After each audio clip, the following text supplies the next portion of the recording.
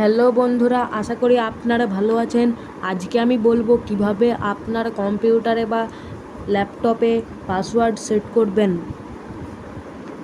প্রথমে আপনাকে কম্পিউটারের স্টার্ট বাটনে ক্লিক করতে হবে,